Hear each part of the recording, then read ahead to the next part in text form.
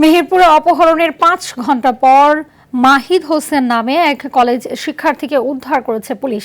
সদর উপজেলার ট্যাংরা মীর গ্রামের একটি সেতুর কাছ থেকে উদ্ধার করা হয়।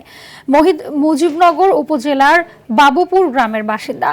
মহিদের মুঠোফোন থেকে তার বাবার কাছ থেকে ৩০ লাখ টাকা মুক্তিপণ চায় অপহরণকারীরা।